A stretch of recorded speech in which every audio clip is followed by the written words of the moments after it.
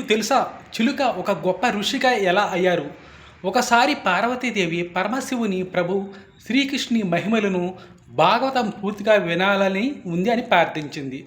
అప్పుడు శివుడు ఉపదేశం చేసే ముందు నేను చెబుతున్నప్పుడు ఊ కొట్టాలి అంటారు. కొంతసేపటికి పార్వతీదేవి నిద్రలోకి జారుకుంది. అయితే దగ్గరలో ఒక చిన్న చిలుక చెట్టుపై కూర్చుని కృష్ణ కథను పూర్తిగా ఆసక్తిగా వింటుంది. శివుడు ఆపినప్పుడల్లా ఆ చిలుక పార్వతీదేవి స్వరంతో ఊ కొడుతూ ఉండేది. కథ పూర్తయ్యాక శివుడు గ్రహించాడు పార్వతీదేవి నిద్రలో ఉంది. దైవదృష్టితో చూసి ఆ చిలుకనే అన్నీ విన్నట్టు తెలుసుకున్నాడు. కోపంతో తన త్రిశూలాన్ని విసిరాడు. భయపడిన ఆ చిలుక ఆకాశంలో ఎగిరింది. చివరకు మహర్షి వ్యాసదేవ ఆశ్రమానికి చేరుకుంది.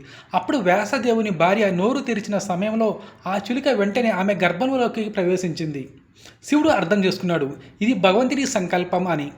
ఆ చిలుకే తర్వాత సుఖదేవ గోస్వామిగా అవతరించాడు. సుఖ అంటే చిలుక. శ్రీమద్ భాగవతాన్ని మధురంగా పఠించిన మహామహుడు. పరీక్షిత్ మహారాజుకు భాగవతాన్ని ఉపదేశించిన ఋషి. ఈ కథ మనకి ఏమి చెబుతుందంటే కృష్ణ కథను ఒకసారి హృదయపూర్వకంగా వింటే మన జీవిత ధన్యమవుతుంది. జై శ్రీ రాధే.